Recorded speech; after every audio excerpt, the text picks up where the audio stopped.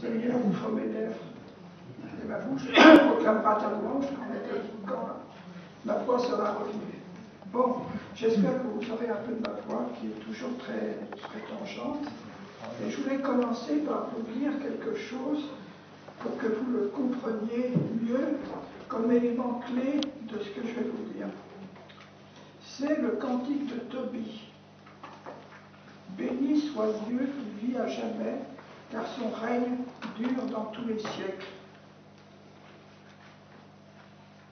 Célèbre-le en face des nations, vous les fils d'Israël, car s'il vous a dispersés parmi elles, c'est là qu'il vous a montré sa grandeur.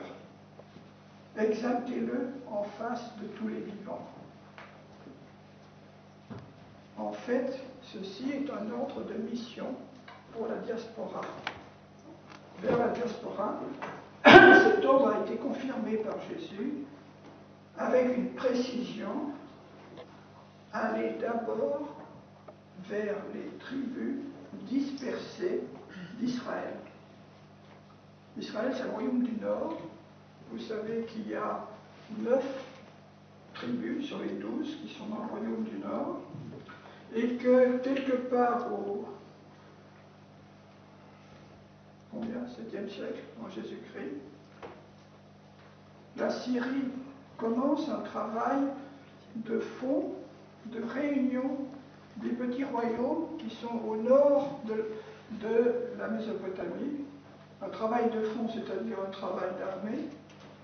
Et l'objectif est de passer d'une structure commerciale qui est constituée de marchés successifs. Dans chaque marché, on échange des produits avec les marchés voisins. Et il s'agit de passer à un système où il y a la possibilité de transmettre des produits à longue distance. Et pour ça, il faut réaliser un grand empire. Et quand on réalise ce grand empire et qu'on fait circuler des produits sur une longue distance, l'ensemble du pays s'enrichit. On appelle ça d'où le libre-échange mondial. Et donc ce libre-échange mondial de la Syrie va fonctionner, et ce sera le premier grand libre-échange mondial depuis l'Égypte jusqu'à Kashgar, qui est la limite de la Chine, dans la partie désertique de la Chine. Donc c'est ce premier ensemble-là, qui est le premier ensemble de commerce sur 5000 km, qui va être le premier empire puissant au Moyen-Orient. Dans cet empire puissant va apparaître une structure nécessaire de commerce avec la langue véhiculaire de l'époque.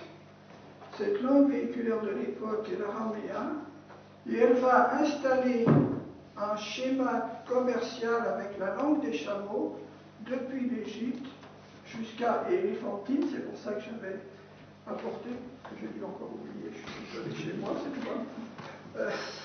Le petit texte, bon, c'est pas grave, il faut bien vous faire attendre. Ah, non, c'est moi là. Le texte, voilà. C'est les documents juifs du temps d'Ezra, en araméen, voilà, qui sont, voilà, la publication faite quelque part il y a un petit siècle, quoi, quand ça a été découvert. Bon, alors, ce qui est important dans ce que je vous raconte, c'est que ne croyez pas que la Providence ne travaille pas bien avec les galoutes, c'est-à-dire les dispersions, les exils. Au contraire, petit à petit, la Providence est en train de créer un réseau commercial dont les champions seront les Hébreux des tribus du Nord, et qui va faire que, à la Pentecôte, vous n'avez peut-être pas remarqué, mais à la Pentecôte, vous avez toutes ces personnes qui font sur ce grand arc qui a été possédé donc 7 siècles avant par les rois assyriens. Tout ça va être mis en place et va être efficace pour commencer à transmettre la parole de Dieu. C'est-à-dire que ce que je veux vous raconter dans cette petite histoire, c'est que tout est organisé dans la prédication de l'Évangile et dans la venue du Christ qu'il annonce et qu'il la met en œuvre, qu'il la met en geste. Tout est organisé pour qu'il y ait une diffusion vers les nations. Vous avez entendu ce que j'ai lu tout à l'heure, c'est bien l'annonce de la présence comme témoin du Dieu d'Israël au milieu des nations de la dispersion. De la même façon, ne croyez pas que Jésus est un gentil petit farfelu qui s'en va, ayant fait plein de miracles, mais n'ayant pas organisé l'Église. Ça, c'est complètement faux. Vous allez voir que c'est extrêmement bien organisé et que comme Jésus sait ce qu'il y a dans l'homme, c'est non seulement bien organisé au niveau de la construction de l'Église, mais c'est organisé au niveau de la construction des membres de l'Église, et des membres pas seulement de la tradition hébraïque. J'ai employé le terme d'hébreu et pas le terme de juif, comme on dit la lettre aux Hébreux. C'est l'ensemble des Hébreux, c'est-à-dire de ceux qui étaient nomades.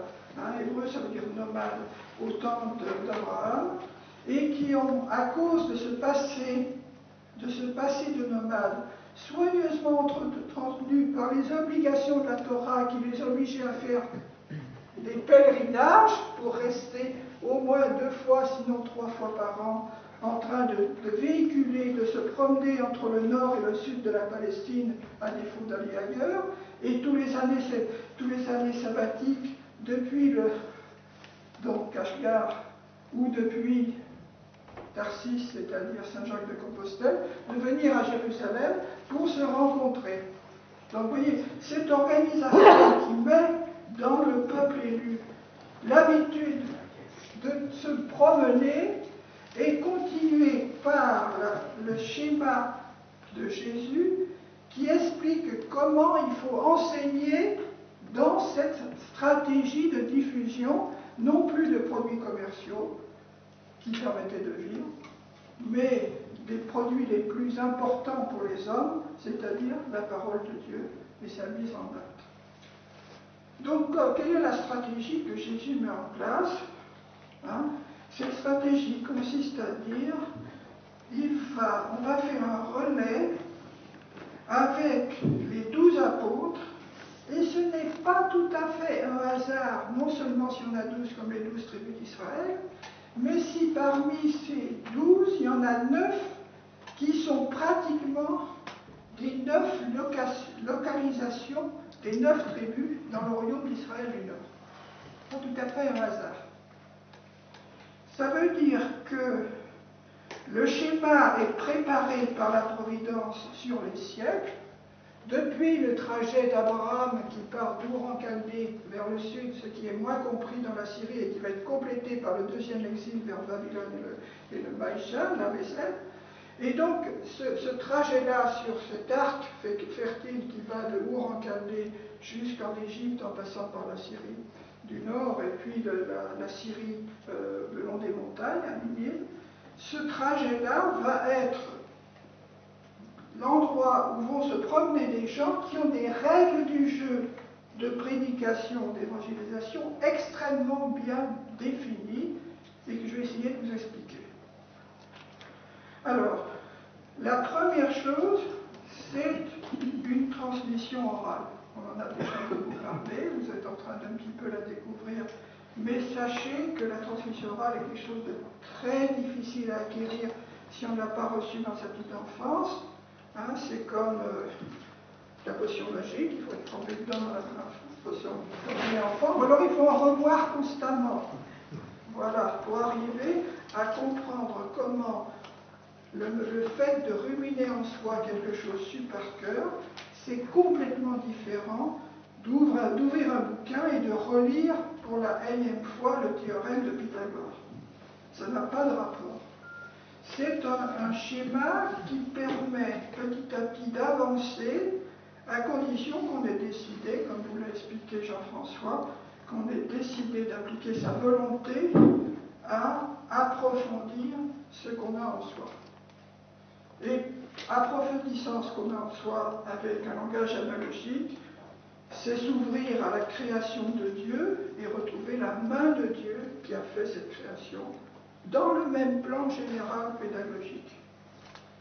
Alors, donc il y a 12 apôtres. Vous avez remarqué qu'ils sont 2 fois 6. Il y a 6 disciples de Jean-Baptiste et 6 disciples complémentaires. La charnière entre les deux, c'est Barthélemy et Thomas. Barthélemy est le plus cultivé du groupe des 6 disciples de Jean, et Thomas est le plus concret des 6 disciples complémentaires qui sont en grande partie du sud. Thomas est de Judée, comme Judas, il s'appelle Judas d'ailleurs, Judas Thomas, Judas Iscariote, c'est-à-dire Judas de la ville de Kériot, Kériotaïa, on dit en araméen. Bon. Et puis il y a les princes, frères au sens oriental du terme, c'est-à-dire cousins germains de Jésus, qui sont Jacques et Jude. L'un restera à Jérusalem, l'autre ira en Babylonie. Et puis il y a Simon, le lépreux, qui est de Béthanie, et qui sera complété par un Matthias, qui est aussi de la zone de Jérusalem, et qui est un des bergers de Bethléem, d'après la tradition de l'Église de l'Orient. Bon, alors, tous ces gens-là vont s'adjoindre 6 voisins par la décision de Jésus, qui choisit 72, 6 pour chacun des 12, et ceci en fonction d'une règle qu'on a découverte récemment, très récemment, c'est que quand je suis en train de parler oralement aux 50 personnes que vous êtes, je repère sans le faire exprès 6 personnes parmi vous qui me servent de référent d'oralité, et j'oublie les autres que je mets dans une foule, de façon à ce que je reste en échange possible de cœur à cœur avec ces 6. Alors ces 6 changent de temps en temps parce que s'il y a quelqu'un qui tousse ou qui fait du bruit, s'il m'attire l'attention, alors j'en perds un et je rattrape un nouveau, etc. Mais de toute façon, la longueur immédiate dans mon cerveau ne dépasse pas 7. Donc je pourrais faire du cœur à cœur autour de 6 à 7 personnes. Bon, quand on dépasse 7, il y a un trou, on en perd, et c'est inévitable. C'est pour ça que Jésus fait un groupe de 2 fois 6. Alors, donc on a 72. Vous savez que 72 par 6, ça fait 432, et que 432 plus 72, ça fait environ 500, que ces 500 voient le Christ sur la montagne, que tous ceux qui ont des doutes touchent Jésus comme a touché Thomas. Le texte araméen est très clair, ils peuvent toucher Jésus, et c'est à ce moment-là qu'ils peuvent comprendre que Jésus dit que tout pouvoir lui a été donné au ciel et sur la terre. Et donc, nous avons un groupe de 500 derrière les 12 qui vont pouvoir recevoir à la Pentecôte 3000, c'est-à-dire 500 fois 6, c'est-à-dire chacun va recevoir son petit groupe pour transmettre. Et à ce moment-là, le problème est dramatique pour les 12 et les autres disciples qui ont été les plus proches, en particulier sur un groupe de personnes dont on parle peu et dont je vais énormément vous parler, qui comprend 6 premiers, 36 secondes, et puis 216 troisièmes au féminin, et qui sont le groupe des femmes, de telle façon que l'Église primitive est constituée de 2 tiers d'hommes missionnaires et d'1 tiers de femmes tout aussi missionnaires, dont on ne vous parle pas beaucoup parce que vous n'avez pas l'habitude de lire les textes, mais c'est dommage parce qu'on en parle presque autant, et je vais vous montrer comment on en parle. Donc, le Seigneur organise son Église, et quand il s'en va au ciel et qu'il dit « Allez d'abord enseigner toutes les nations », c'est-à-dire « Allez d'abord vers les tribus d'Israël », c'est-à-dire de la diaspora d'Israël, c'est-à-dire aller d'abord vers les endroits où il y a des Juifs qui sont des Hébreux ou des Juifs, ça dépend, donc si on est plutôt vers le bas de la Mésopotamie, et l'Inde, la vallée de l'Indus, et dans ce cas-là, c'est les gens plutôt de Babylonie. Autrement, tout le reste gens d'Israël du Nord, aller d'abord vers ces groupements qui, eux, connaissent déjà la Torah, les prophètes et les psaumes, et qui vont vous servir de relais, et vous allez continuer à faire grossir les formateurs avant d'aller vers les nations. Vous savez bien sûr que Paul n'est pas l'apôtre des nations, comme on traduit mal, mais l'apôtre des Grecs, qu'il a pris la suite d'André après le martyre d'André, et que d'après la tradition de l'Orient, c'est bien entendu Pierre qui lui a donné cette charge, qui lui a transmis cette charge. Hein? Donc, vous voyez, j'essaye au petit passage de vous redresser un certain nombre de choses comme ça qui sont dans votre tête et qui ne sont pas très réalistes par rapport à ce qu'on sait maintenant, avec, je pense, à cette certitude. Bon. Donc, vous avez ce travail qui est nécessaire, qui est de continuer sur le petit monde de la Palestine à développer l'Église, et l'Église va être rapidement quasi-majoritaire à la fin du IIe siècle parmi tous les Hébreux, puisque la plupart des opposants politiques se sont noyés dans la Première Guerre et la Deuxième Guerre juive, où ils ont été massacrés, et donc il reste un fond en Palestine qui va survivre bien après Constantin, mais qui va petit à petit disparaître.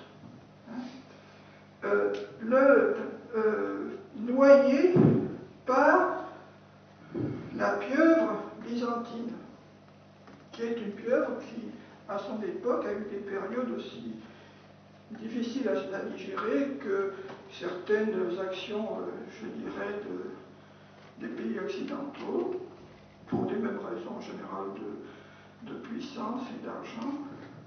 Et ce qui est important de comprendre, c'est que dans le plan de Dieu, les apôtres ont à ouvrir toutes ces voies du commerce, à les parcourir, à aller jusqu'aux extrémités du monde, et ils y sont allés, contrairement à ce qu'on nous raconte. Et en y allant, ils ont fondé des églises, des communautés, et ce n'est pas ces communautés, ces chères communautés, chères à certains exégètes, qui ont fabriqué les évangiles et les ont adaptés à leurs choses, c'est pas du tout, c'est dans l'autre sens. Les apôtres sont arrivés avec un système constitué qu'ils avaient fabriqué dans la période où ils sont restés à Jérusalem. Comme ils ont été obligés de partir de Jérusalem par la persécution du grand prêtre Anne de 37, quand Pilate est rappelé à Rome, eh bien, le plus gros de ce que nous avons dans les évangiles a été constitué en 37. Ça a été mis en collier, un peu changé, un peu amélioré, mais aussi en lectionnaire.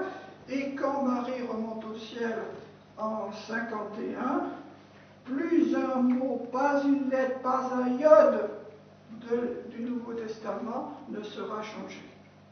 Parce que c'est en fait beaucoup plus important que la Torah, dans laquelle Jésus dit que pas un iode ne passera. La parole de Jésus, les témoignages sur ses gestes, sur ses paroles, ont une importance tellement plus grande dans un milieu hébraïque qu'il ne faut pas croire en une seconde tout ce que vous racontez. Ces idiots-là qui imaginent qu'on va continuer à fabriquer en grec en 100, je ne sais pas combien, 105, 110 des évangiles. Ça n'a aucun rapport, ça c'est un problème de traduction qui est un autre problème, auquel on a un peu parlé ce matin. Parce qu'on a bien parlé ce matin du fait que la vérité, elle dépassait les frontières d'une culture. Et cependant, la culture hébraïque est nécessaire parce qu'elle a mis en place tous les mots nécessaires, qui ne sont pas des concepts, qui sont tous des comparaisons.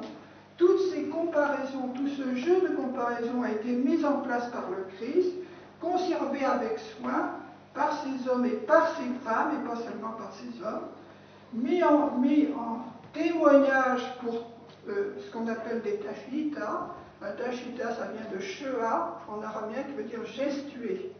Hein? Ce n'est pas des petits récitatifs comme ça, c'est des témoignages gestués. C'est des reconstitutions judiciaires, c'est le terme employé dans un procès. Quand il y a eu un mort d'homme, et il s'agit bien de la mort du Christ, quand il y a eu mort d'homme et qu'on interroge les témoins, eh bien, on fait une reconstitution gestuée.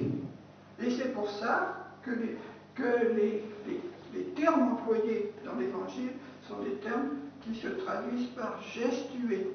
Hein, par exemple, à la fin de ce que vous êtes en train d'apprendre au niveau du prologue de Jean, il est dit, c'est lui qui nous en a donné, qu'est-ce que vous employez comme traduction? Le Fils unique, celui qui est auprès de Dieu. J'ai entendu tout à l'heure, et je ne voulais pas me tromper en disant le mot qui a été employé. Je teste la mémoire. Hein, c'est à la fin de... Oui. C'est lui qui nous a raconté. Hein, c'est lui qui nous a dévoilé. Qui nous l'a fait connaître. Et bien ce n'est pas qui nous l'a fait connaître, c'est lui qui nous en a donné les tachites. C'est le verbe shea qui est employé. C'est lui qui nous en a donné l'occasion, par l'Esprit Saint, de donner la récitation la plus exacte possible qu'on pourrait donner en témoignage dans un tribunal. Geste compris. Hein, donc on arrête d'imaginer les évangiles comme un petit truc, machin, produit des communautés, machin, etc. Bon, alors maintenant qu'on a des textes, que je parle de textes qui existent en 37, hein, en grande partie. Après, c'est une disposition, c'est un arrangement. Le premier arrangement est fait d'ailleurs en 37, pour faire l'évangile de Matthieu et pour faire un premier cycle liturgique dans le monde des proches de l'Israël géographique, enfin de la Palestine. Dès qu'on est après, le problème n'est plus de se dépêcher de courir à composer le plus vite possible, d'autant qu'on est pris dans des procès. Vous avez dû remarquer dans les Actes des Apôtres que les principaux apôtres sont pris assez régulièrement dans des procès, dont l'Esprit Saint essaye de les faire échapper, mais à mesure que les persécutions avancent, il y a toujours des procès supplémentaires, etc. Et donc on ne se recoupe pas, on donne toujours les mêmes références, parce qu'on a sous-pesé, le verbe femme, on a sous-pesé avec soin chacun des mots.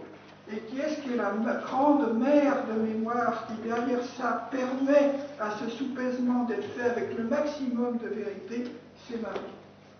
C'est pour ça que quand Marie remonte au ciel en 51, plus rien ne changeait, pas un iota ne peut changer, un iode, pour parler en araméen, pas un iode ne peut changer des textes de référence qui sont bien entendu en araméen, puisque tout le monde parle araméen. Et qu'on parle araméen de l'Espagne à Kashgar. 5000 km. Non, même plus, 7000. Voilà. Alors, on va essayer de voir comment procède un apôtre qui avance sur une de ses voies commerciales. Il fait une première chose qui est l'analogue de Jésus, c'est-à-dire qu'il vient à pied avec un adjoint, et quand la langue locale, parce que la langue véhiculaire c'est l'araméen, mais il y a un dialecte local où il y a une langue locale, quand la langue locale diffère, son adjoint est traducteur, comme pour Paul. Les synergogues de Paul sont des traducteurs. Paul ne parle pas bien grec, contrairement à ce que les gens croient.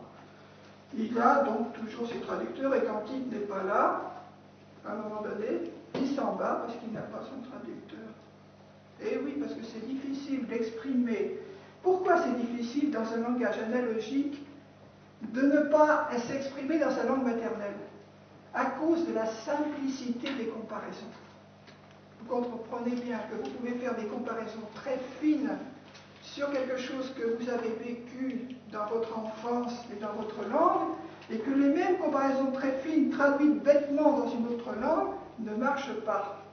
Parce que le climat n'est pas le même, parce que la façon de procéder n'est pas la même, parce que le contexte culturel n'est pas le même. Mais il suffit de regarder la réalité, c'est-à-dire que le grand bain d'évangélisation, c'est d'abord un retour au réel. Pour ce retour au réel, il y a deux personnes supplémentaires derrière l'apôtre. Il y a une première personne qui fait du travail de formation, qui est d'ailleurs en train d'apprendre derrière. il fera partie du groupe des 6 proches, et puis quand l'apôtre sera allé plus loin, qu'il aura épuisé ces 6 et qu'il les aura largués dans une ou l'autre des villes qu'il aura fondées, il y aura le reste des 72. Vous voyez que c'est un système à N étages qui s'épuise parmi les témoins initiaux à mesure qu'il avance. L'expansion se fait, et en même temps que se fait l'expansion, eh bien tous ces 500 se trouvent petit à petit largués dans différentes communautés. Et donc il faut remettre en route le système. Alors comment remettre en route le système? Là, il y a quelque chose qui est très intéressant. Dans tout ce que j'étudie en ce moment sur les actes de Thomas, sur les actes de Jean, les actes de Philippe, etc., et bien entendu dans les actes des apôtres, c'est que la première chose à faire pour un apôtre, après avoir fait, ou en même temps qu'il fait un premier miracle, parce que ne croyez pas qu'on prend les mouches avec du vinaigre, on prend les gens avec des miracles, dans l'Évangile et dans toutes les prédications des apôtres. C'est continuellement plein de miracles, et puis les gens qui ne veulent pas entendre parler de miracles, eh bien c'est dommage pour eux, mais c'est comme ça. Et donc, on est en train d'avancer, et quand on avance et qu'on est apôtre, on regarde dans la foule qui se rassemble autour du faiseur de miracles, les femmes qui sont prêtes à rentrer dans la tradition. C'est la première chose que fait Thomas.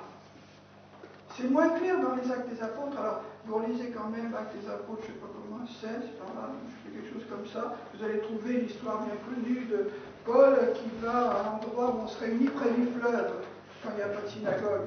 C'est intéressant, près du fleuve. Parce que vous savez bien que les arbres plantés près du fleuve poussent bien. Et c'est des endroits de vie. Et c'est donc les endroits où on a des chances de trouver une communauté hébraïque vivante. Et donc il s'agit de repérer parmi les communautés hébraïques qu'on va rencontrer les femmes, et d'abord la femme qui va être la mère de mémoire de la communauté. C'est la chose la plus importante de tout ce que fait Thomas. Il commence toujours par ça. Et là, il a des actions surprenantes qui ont fait qu'on a considéré ces actes de différents apôtres comme des actes qui avaient été amplifiés au 2e, 3e siècle, qui étaient ancratistes, nous savons. Il fait des choses extraordinaires parce qu'il vise pas seulement des femmes veuves, mais des femmes mariées auxquelles il propose à la fois à l'homme et à la femme de se séparer de leur lien trop immédiat pour choisir une meilleure alliance qui est l'alliance avec le ciel. Et en faisant ça, ça va permettre de constituer des couples qu'on voit souvent apparaître, qui sont soit des couples mystiques, c'est-à-dire des hommes et des femmes qui ont été appelés en même temps dans cette foule qui est réunie autour de l'apôtre, qui fait des miracles et qui parle de l'histoire de Jésus, et qui le parle en montrant les gestes de Jésus et en continuant les gestes de Jésus. Donc, il va y avoir autour de ces hommes, de ces apôtres qui viennent là, et juste derrière, parce que je n'ai parlé que d'une première personne qui est derrière et qui est celle qui est en formation pour commencer à continuer la suite de la mission, et puis qui va être plusieurs, il y a aussi une femme qui est derrière, et cette femme est la veuve qui supporte l'Église par sa prière. Elle n'est pas devant. Elle est là en attente de recevoir les premières femmes du groupe qui sont là et qui accepteront de rentrer pour constituer ce que nous appellerions maintenant un petit monastère de veuves. Veuve en araméen ne veut pas dire veuve physiquement parce que le mari est mort, mais veut dire veuve du monde, c'est-à-dire qu'on a décidé de ne plus être dans le monde, mais d'être au service de l'Église. Alors, donc vous voyez bien ce schéma qui avance sur toutes les routes de façon centrifuge par rapport à Jérusalem, et grâce aux persécutions, parce que sans quoi les gens ne bougent pas, et même les apôtres sont trop occupés par le quotidien. Donc pour s'en aller, il faut qu'on leur les pousse derrière, on nous pousse derrière par des bonnes persécutions. Et donc, dans ces bonnes persécutions, il y a derrière une femme qui va prendre en charge cette nouvelle recrue et qui va l'amener à une décision très importante qui se passe au moment du baptême et que nous avons perdue. Cette décision très importante est qu'au moment du baptême, on demande aux personnes qui vont être baptisées quelle est leur vocation. Et on les aide à discerner leur vocation et on ne les baptise pas tant que leur vocation n'est pas discernée.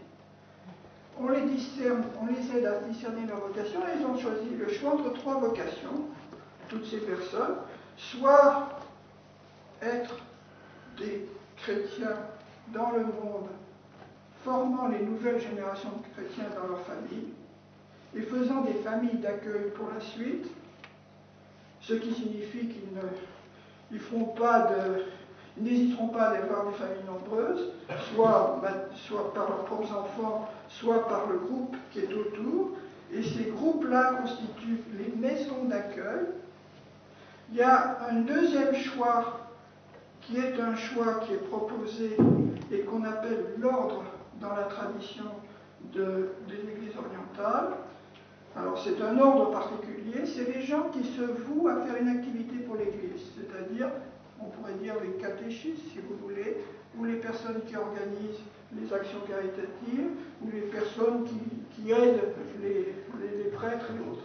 Et puis une troisième chose, ça consiste à rentrer dans le don total. Et rentrer dans le don total, du côté des femmes, c'est devenir veuve, au sens que j'ai donné, veuve du monde, et constituer la partie de référence qui constitue des mères de mémoire qui sont derrière la communauté et dont le rôle, je vais insister sur leur rôle tout de suite après, ou bien des apprentis du service sacré, et ce sont des diacres qui seront appelés à être prêtres anciens ou évêques ensuite. Ça dépend, enfin, qui vont constituer la hiérarchie locale. C'est-à-dire qu'il n'y a jamais dans le montage d'un apôtre une hiérarchie d'hommes sans une hiérarchie de veuves. Ça, c'est essentiel. Qui c'est qui vous l'a dit? C'est-à-dire qu'on ne peut pas imaginer une église en mission qui n'est pas son schéma de veuve. Et si la veuve n'est plus là, c'est la catastrophe. Vous savez l'histoire de Tabitha dans les Actes des Apôtres. Dans les Actes des Apôtres, le Seigneur a prévu que Pierre fasse un pas vers les Romains de l'occupation. C'est pas rien. Il va aller convertir la famille d'un gars installé à la capitale, c'est-à-dire le commandant de la commandanture locale en période d'occupation. Hein, vous voyez ce que ça veut dire? C'est dans ce qu'on a vécu en France. Il s'agit, avant de faire ce pas en avant majeur, d'avoir vivante et priante et donnant son aide de la prière et de la réflexion et de la rumination des paroles de Jésus qui sont ajustées, parce que c'est ça le problème qu'on a vu commencer à voir ce matin, c'est l'ajustement des paroles de vérité par rapport aux situations de vérité, qui seront ajustées à ce qui va être fait. Eh bien, Tabitha, la veuve qui est derrière Pierre, qui n'est d'ailleurs pas exactement au même endroit que Pierre, qui est un peu plus loin, elle meurt d'un seul coup, et Pierre, tout à fait cessant, vient très vite pour la ressusciter. Sans quoi, il n'aura pas la suite de sa mission, c'est pas possible. Il n'a plus son appui féminin de prière et de contact direct qui représente d'une certaine façon la Vierge Marie avec Saint Jean, c'est-à-dire avec ceux qui se préparent à constituer la hiérarchie future. Et il n'aura pas cet élément-là et il ne pourra pas aller, bien entendu, à Césarée. Comment s'appelle cette femme-là? Tabitha. Tabitha, c'est bien bizarre, parce que Tabitha, c'est la fiancée du Cantique des Cantiques. Qu'est-ce que c'est que le fiancé du cantique des cantiques? Si elle est vierge, c'est tulta. Tulta, c'est le terme que vous avez appris en araméen tout à l'heure, c'est fiancé. C'est pas vierge d'abord, c'est fiancé vierge. C'est la fiancée du cantique des cantiques, tulta. Alors, si ces femmes-là ne sont pas derrière, l'apôtre n'avance plus. Alors c'est très intéressant parce que dans la mission qui se passe sur la Chine, qu'on a donc en détail dans les trucs de Thomas, qu'on a compris, la première chose que fait Thomas, c'est d'extraire une femme contre la volonté de son mari. Lui, on ne sait pas, il se convertira peut-être après, etc. Mais pour l'instant, il n'y a pas d'accord. Et elle va quitter son mari parce que c'est elle, la femme forte, qui est capable d'être la Tabitha du début de la mission en Chine. Et pourquoi elle peut être la Tabitha? Parce que, comme par hasard, elle parle araméen. Comme c'est bizarre. Donc, ils vont pouvoir parler avec Thomas. Ça ne va pas être un dialogue entre Chinois et machin. Par contre, elle va fabriquer derrière une autre femme, elle va aider à ce qu'une autre femme chinoise vienne derrière et fasse avec elle un couple qui mette en route le processus des vœux pour la mission chinoise. Bon, alors, maintenant que j'ai vu ça, comment ça se passe? Alors, ça se passe de la façon suivante. Donc, première étape, on a dit, l'étape, j'ai pas beaucoup de mots pour ça. Alors les gens aiment bien dire kérigmatique, mais moi j'aime pas beaucoup kérigmatique parce que kérigmatique c'est traduction de karosuta en araméen, et karosuta ça ne veut pas du tout dire ce que les gens mettent dans le kérig. Le kérig c'est soi-disant une proclamation de Christ ressuscité en 2 phrases, et karosuta c'est un témoignage devant un tribunal à plusieurs voix, assez embêtant, et qui est long. Alors ça ne marche pas avec kérigmatique. Mais c'est quand même ce que va faire l'apôtre. Il va justement faire une proclamation kérigmatique, mais une proclamation au sens de la karosuta, et pas au sens que lui ont donné un certain nombre de gens, en croyant naïvement que les mots grecs étaient seulement accessibles par un dictionnaire grec. C'est pas vrai, il y a derrière une traduction de l'araméen. Bon, première étape, donc prédication, plus miracle. Et l'un des miracles les plus importants est le choix de la nouvelle veuve.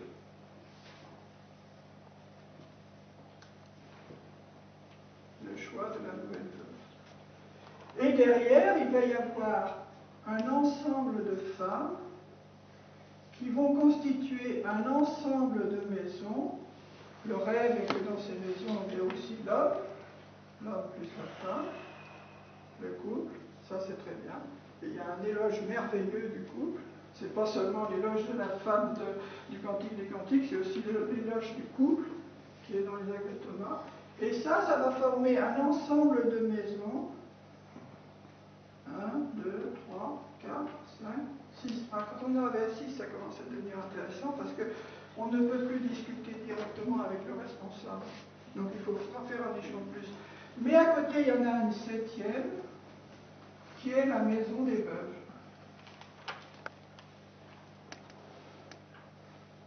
Cette 7e, c'est la Tabitha de la mission. Ok, vous voyez comment ça marche? Alors maintenant que j'ai fait ça, qu'est-ce que vont apprendre ces gens, tous ces gens qui écoutent la prédication, dont une partie seulement, et ça les actes des apôtres, comme les actes des apôtres élémentaires dans les rapports qu'on en a, sont très honnêtes, tout le monde ne se rue pas dans l'église. Il y en a un certain nombre de gens qui vont aller dans l'église, mais pas tous. Parce que c'est quand même exigeant. Et peut-être qu'il leur faut du temps pour y aller. Peut-être qu'il faut qu'ils voient comment ça marche avant d'y aller. Donc c'est quand même très humain. Et donc là, le problème est comment, pendant un certain temps, et probablement au moins une année, donc je mets une échelle ici, ça, c'est une prédication d'été, ce qu'on appelle les prédications d'été, Et ça donne lieu à ce qu'on appelle une école d'hiver. L'école d'hiver est très bonne parce que quand on est en hiver, on va dans les maisons à cause de la pluie, du froid, etc.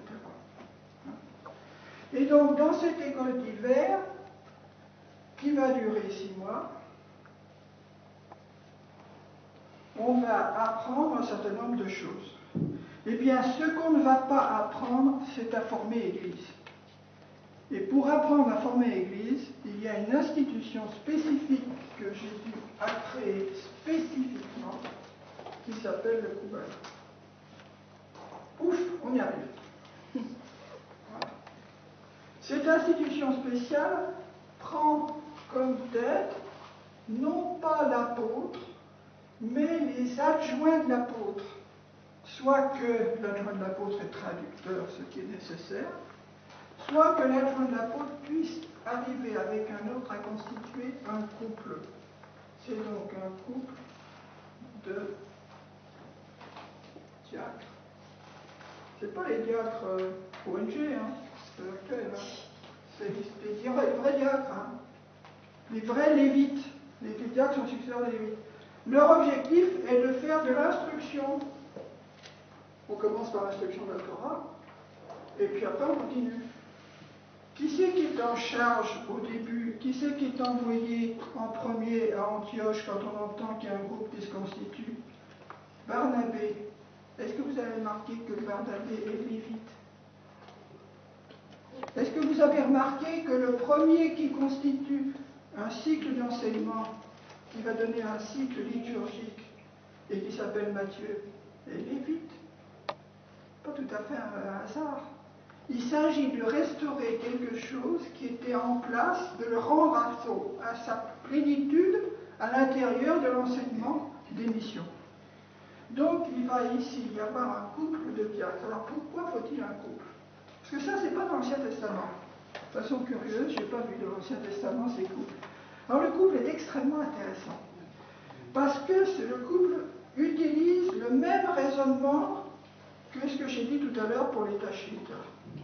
Les Tachita, c'est les dépositions devant un tribunal. Alors vous savez que dans la Torah, une déposition devant un tribunal n'est recevable que si elle est faite par 2 hommes sans lien de parenté de sang direct. D'accord? Donc il s'agit d'avoir 2 hommes sans lien de parenté direct. Mais Jésus rajoute une histoire supplémentaire. Il demande que leur âge, leur métier, leur façon d'être soient différents. Parce que vous n'avez qu'un seul maître. Et donc le danger du gourou est total dans une transmission orale. Et ça, on l'a vu fonctionner quand on faisait la tradition orale chez Joux, c'est des choses comme ça. On a vu des trucs comme ça se fabriquer. Et quand vous avez une relation trop directe de personne à personne qui vous apprend tout, etc., le risque du gourou est très grand. Il ne faut pas qu'il y ait de gourou, il n'y a qu'un seul maître qui est Jésus. Donc il faut qu'il y en ait 2. Et ça, on devrait bien l'appliquer dans les catéchismes, dans le catéchisme pour les enfants, surtout pour les ados, de façon à éviter qu'il y ait une répulsion définitive pour un catéchisme ou une attraction ambiguë pour un autre. Donc c'est ça pourquoi il y en a 2. Il y en a 2. Il y a un couple de diacres. Alors bien entendu, comme les choses sont équilibrées, il y a ici un couple de diaconesses. Mais on ne les appelle jamais diaconesses. Elles n'ont un rôle de diaconesse que dans une fonction liturgique très particulière qui fait partie du baptême, qui est le moment où on prépare l'onction des femmes. Et donc il est tout à fait correct de ne pas faire appel à des hommes pour préparer l'onction des femmes, et c'est fait donc par des femmes. Et c'est seulement dans ce cas-là que le terme de diaconesse est employé. D'ailleurs, le terme de féminin, de lévite, dans la Torah, ça n'existe pas. Il faut toujours penser que la Torah, elle n'est pas là par hasard.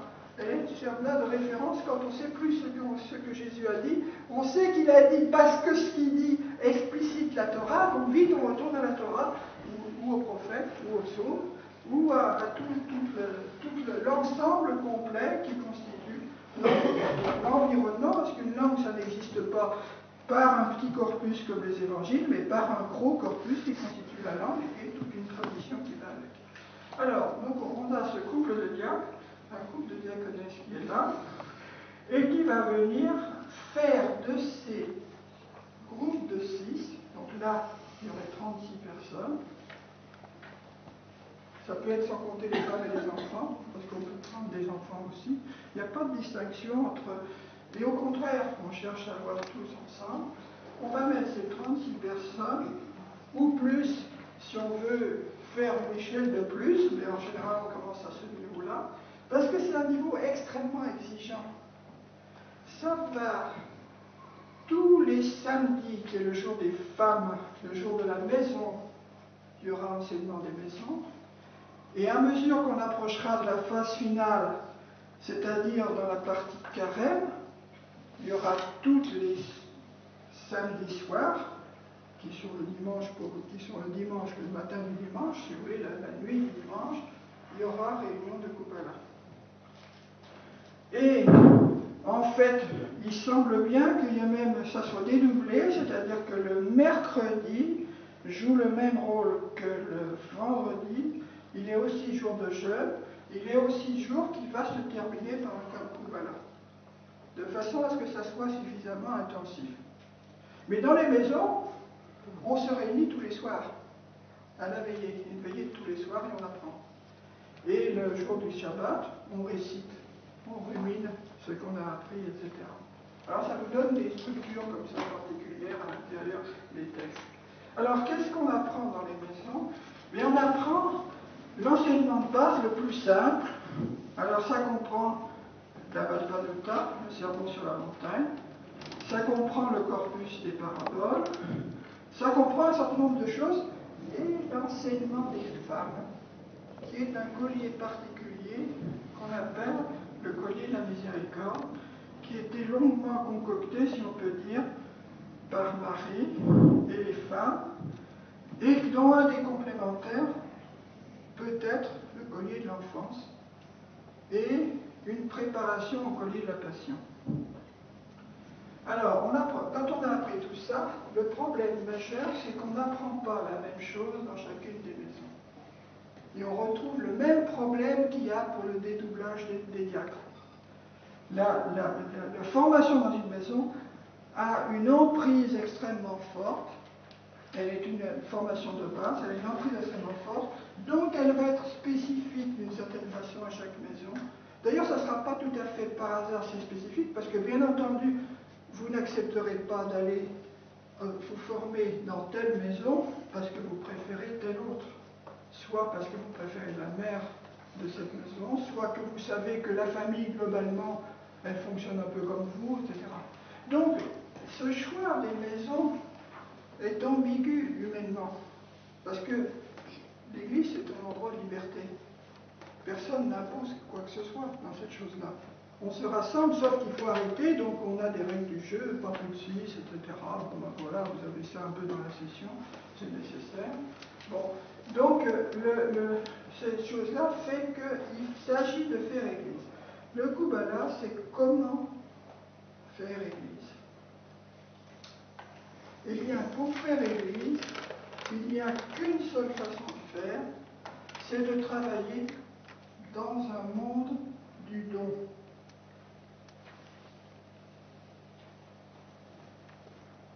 Il s'agit d'installer un monde du don.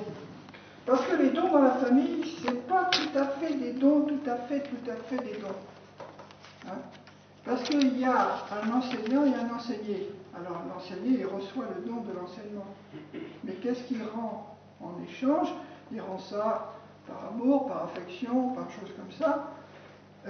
Mais en fait, il devrait rendre comme nous rendons quand nous avons été formés par nos parents, en faisant quelque chose dans le monde. Les parents nous ont formés pour faire quelque chose dans le monde et fabriquer notre famille, etc., ou bien agir de cette façon-là. Donc il s'agit de voir comment montrer un monde du don pour faire Église. Et le monde du don, je mets entre parenthèses, pardon, qui est le maximum du don, c'est le pardon. Comment faire ce monde-là, sinon avec des gens différents qui ont besoin, en se frictionnant entre eux, de s'échanger et de faire avancer le système du don dans la pratique. de faire vivre le système du don. Alors, le don, il a pour origine Dieu. Donc, le don numéro un, le grand don avec un D majuscule, c'est la parole de Dieu. Donc, c'est la parole de Jésus. Et la parole, je préfère même dire le verbe de Jésus, parce qu'à chaque fois, il n'est pas question de raconter les histoires de Jésus sans dire que Jésus s'est incarné. Donc, il a fait les gestes qui rendent vraie la parole qu'il dit. C'est ça la différence avec un homme ordinaire. Un homme ordinaire, il fait des gestes qui ne sont pas forcément homogènes aux paroles et des paroles qui sont loin d'être des gestes, qui, dans la mise en geste, est réalisée. Donc la parole de Jésus. Il s'agit donc d'apprendre la parole de Jésus dans toutes les maisons ensemble. Donc on va réunir toutes les maisons ensemble, ces 6 maisons au minimum, pour qu'ensemble, ils acquièrent la parole de Dieu comme un don. La parole de Dieu comme un don de l'Église.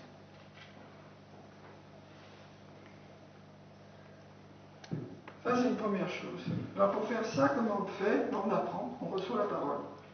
Alors, pour recevoir la parole, même histoire, il y a 2 diacres ici et 2, j'aime pas beaucoup diaconesse, je préfère veuves, puisque c'est le terme araméen, et 2 veuves. Voilà, il y a 2 diacres et 2 veuves, et ces 2 diacres et 2 veuves séparent la communauté au milieu par un passage. Il y en a un diacre devant et l'autre qui est derrière là-bas, en diagonale, et on récite en alternance. Pourquoi on récite en alternance et quel est le modèle? Alors le modèle, c'est le modèle du temple de Jérusalem. Au temple de Jérusalem, il y a 2 groupes de lévites, chanteurs, qui sont de part et d'autre de l'autel, n'est-ce pas, toi qui étudies en détail les textes, ils sont de part et d'autre de l'autel, et ils s'envoient par-dessus la fumée et l'odeur des victimes, ils s'envoient les psaumes et ils s'envoient les grands textes liturgiques.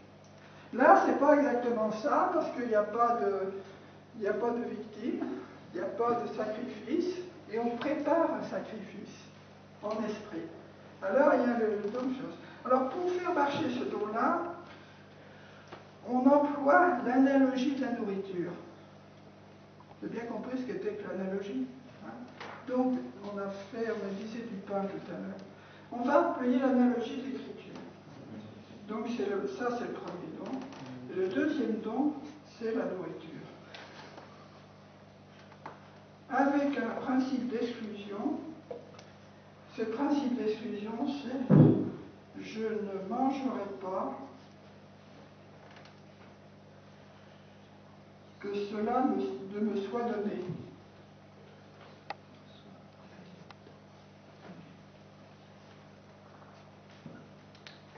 De la même façon que la parole de Jésus.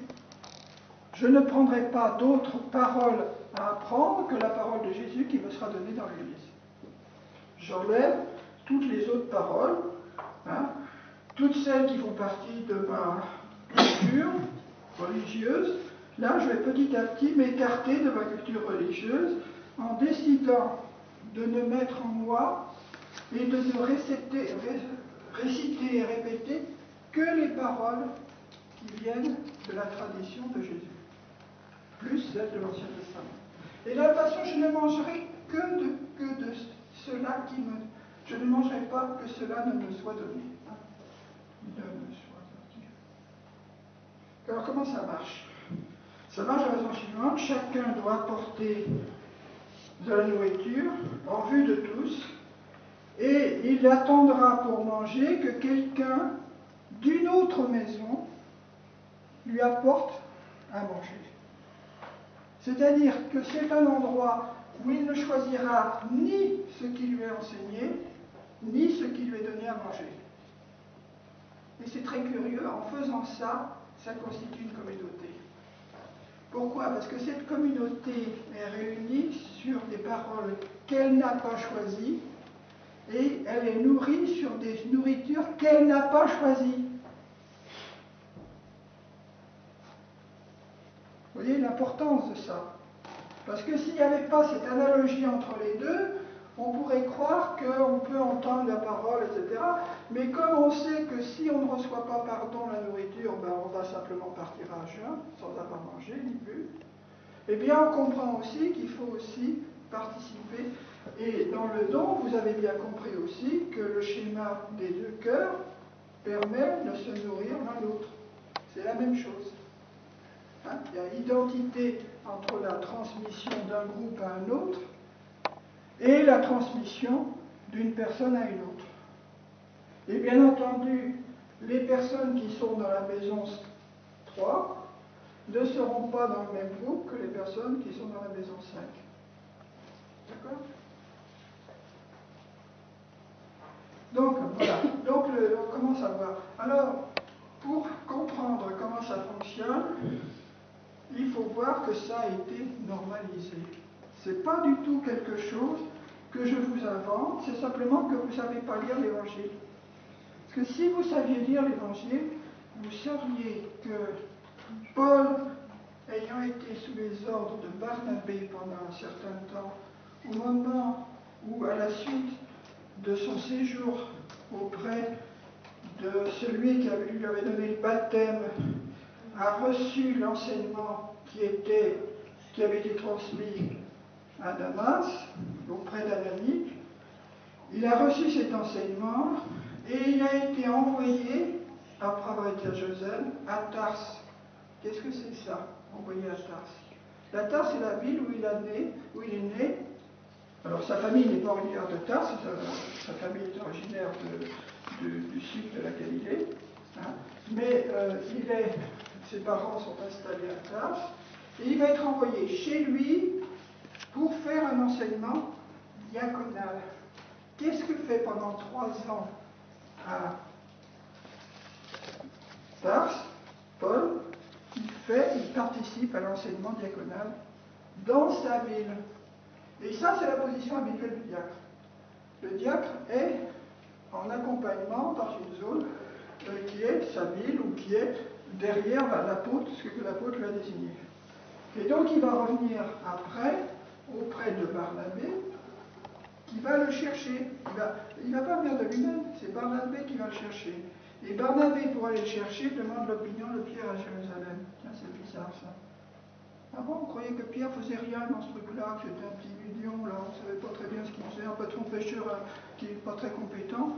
C'est pas du tout un patron pêcheur pas du tout compétent. Quand on regarde comment elle fait la gestion d'une pêcherie sur le lac de Galilée et le coût que représente un bateau fait en cèdre, allez voir un bateau de même type qui existe, qui était restauré, un bateau fait en cèdre qui comprend la possibilité d'avoir une quinzaine de personnes à l'intérieur. Hein, et c'est des petits trucs de cèdre qui sont comme ça et qui sont montés en mortaise comme on fait une belle marqueterie. Et je ne sais pas si vous voyez le coût que ça peut coûter un bateau comme ça. Hein, en nombre d'heures de travail, en bois, etc. Et en entretien. Donc il a une grosse pêcherie. Dans cette grosse pêcherie, il emploie même des PME plus petites, comme la PME de CBD, avec celle qui travaille avec ses 2 fils. Hein. Et pour réussir son équilibre, il faut qu'il gère les pêches d'été et les pêches d'hiver. Et les pêches d'hiver, il les réussit en faisant, quand il a des grosses pêches l'été, il les fume de façon à aller porter dans toutes les villes autour pendant l'hiver, porter du poisson fumé pour pouvoir manger dans les périodes où il n'y a pas de pêcherie. C'est comme ça que le petit Jean, qui est occupé avec son père CBD à faire de la pêcherie et qui est souvent employé par Pierre, le patron pêcheur, le gros patron pêcheur du coin, là, qui est quand même pas un petit rigolo et qui sait comment gérer tout ça, et bien il est envoyé à Jérusalem pour vendre son poisson séché. Et quand il va à Jérusalem, ben, il distribue partout, y compris chez le grand prêtre. C'est pour ça qu'il connaît la servante du grand prêtre. Pas le grand prêtre, on n'a rien à foutre du grand prêtre. C'est pas le grand prêtre qui achète le poisson. Hein, c'est la servante du grand prêtre. Et au retour, ben, par où il passe? Et ben, il passe par en bas et il va voir Saint Jean-Baptiste. Hein, il en profite pour aller se recycler auprès de son prophète préféré.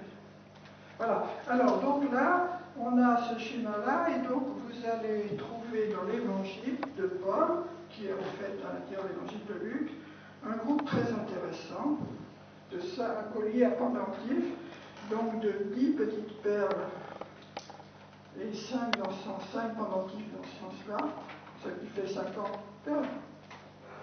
Je ne sais pas si vous vous rendez compte du petit boulot qu'il faut pour finir, pour faire un petit collier comme ça et le mettre au point. Hein. C'est pas seulement à Damas qu'il a travaillé là-dessus, il a travaillé ensuite à le mettre au point en enseignant à Tarse, puis en enseignant sous l'ombrelle de Barnabé à Antioche. Et donc il fait ce petit truc-là, ce petit gros machin, et alors dedans, ce pendentif-là est dévoué au Kubala. Le quatrième est dévoué au Kubala. Et donc il faut que vous l'appreniez, et je vous conseille d'aller jeter un coup d'œil sur quelque chose qui figure dans le chapitre 16 de Luc. Et dans ce chapitre 16 de Luc, vous aurez 10 perles, 5 plus 5. Et donc on va étudier la fois prochaine en détail ces 10 perles, pour que vous sachiez comment ça marche. Et comme Paul a bien compris que c'était un vrai problème, ça, il a fait une petite instruction complémentaire qu'il a mis dans l'épître aux Corinthiens pour expliquer ce que c'était qu'un Kubala et que ce n'était pas un Kurbana. Donc il reste 10 minutes pour parler du Kurbana. Voilà. Parce que il faut connaître l'avant, qui est la maison, et l'après, qui est le Kurbana. Alors, Kurbana, ça vient de la racine Karb, qui veut dire s'approcher.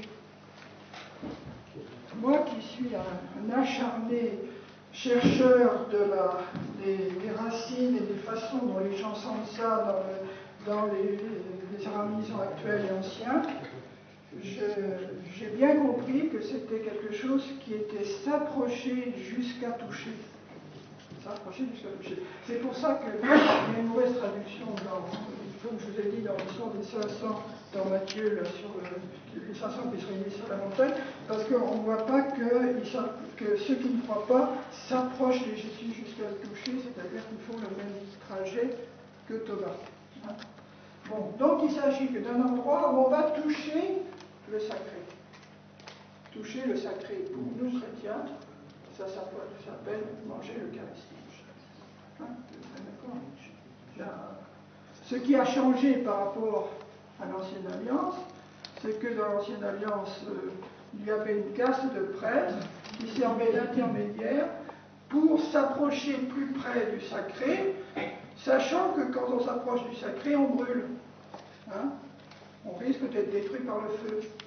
Mais c'est justement ce qu'il faisait, c'est-à-dire qu'il brûlait les victimes, de façon à, par analogie, s'approcher de Dieu comme Moïse s'approche du buisson ardent. Donc je vais vous laisser une petite devinette sur le buisson ardent pour ce que va dire Jean-François. Alors, donc là-dedans, il y en a 5 qui expliquent comment se fait un Kubala. Par analogie, le Kubala, ça signifie une réception, quelque chose qui vous est donné, c'est un rapport qui est avec le don. Et ça, c'est un rapport avec le contact, avec le sacré, avec un grand S, c'est-à-dire Dieu. Alors, vous connaissez tous plus ou moins, on n'a pas osé traduire, on a dit Korban dans l'évangile, on a gardé le terme Korban. Bon. Le Kurbana, c'est donc l'endroit où on va s'approcher des saintes espèces. Alors, pour arriver à cet endroit-là, dans le Kubala, il y aura un moment où l'apôtre, qui n'était pas présent, vient derrière et regarde la récitation de ceux qui récitent. Et il dit celui-là, celui-là et celui-là, ils sont prêts pour être baptisés. Pourquoi? Parce qu'on voit bien à les voir qu'ils ont intériorisé la parole et que leurs gestes sont justes relativement à cette parole. Donc ils sont baptisables, si on pourrait dire, pour faire un néologisme français. Donc c'est l'apôtre qui vient derrière et qui dit, voilà, ceux-là, on va les approcher du Seigneur. Et donc on va les mettre en route vers le baptême pour qu'ils puissent accéder à ce qu'on appelle le rouchma. le Roushma, c'est une nouvelle étape. C'est un système de 3 actes sacramentels: le baptême, l'onction et l'Eucharistie. Ces 3 choses qui sont inséparables dans leur unité intrinsèque pour la première fois: le baptême, l'onction et l'Eucharistie. Et c'est lors de l'onction que ceux qui vont être baptisés annoncent leur vocation. C'est pas seulement, je ne sais pas si vous vous rendez compte le sérieux de ce genre de choses, il ne s'agit pas. Et puis c'est d'autant plus un sérieux qu'il y a l'Esprit Saint qui est à l'époque des apôtres est quand même quelque part entre les mains des apôtres est quelque chose d'assez fulgurant, si vous voulez. Voilà. Donc il y a le Roushma qui se met en route. Alors en fait, ce que je vais vous montrer en conclusion, là en 3 minutes, là pour finir, c'est des petites choses qui se passent en Chine, qu'ils ont été mis gravés sur le rocher avec 105 personnages. Donc on va s'intéresser à un groupe de 40 personnages qui sont sur cette frise. Et sur ces 40 personnages, ils sont en train de célébrer le dernier des Kubbala qui précède le baptême. Et ce dernier Kubbala est le Kubbala qui va être de la veillée pascale ou de la veillée du baptême. Et dans cette célébration, vous allez retrouver tout ce que je vous ai dit. C'est assez extraordinaire parce que ça a été pour moi une explosion de joie de voir que, travaillant sur ces choses-là depuis 20 ans, je ne racontais pas seulement des bêtises en interprétant mal de l'araméen, mal compris, ou des textes que personne connaît ou veut connaître, mais que s'ils étaient là. Donc on va voir. Il faut éteindre la lumière. Oui, on va l'éteindre. Laurence, on peut éteindre. Juste le Christ. Donc je vais vous mettre sur en Chine, on verra après.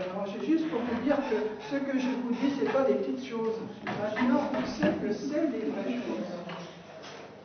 Alors je vous ai mis, j'ai fait juste rapidement là, tout à l'heure avec mon PowerPoint, j'ai choisi 6 planches, c'est la dernière qui est la plus importante, mais il faut que vous rentriez dans les choses, donc il y en a 5 avant. Alors on y va. Alors la première. La première, c'est comment l'Église des origines est vue de l'Occident latin tardif actuel.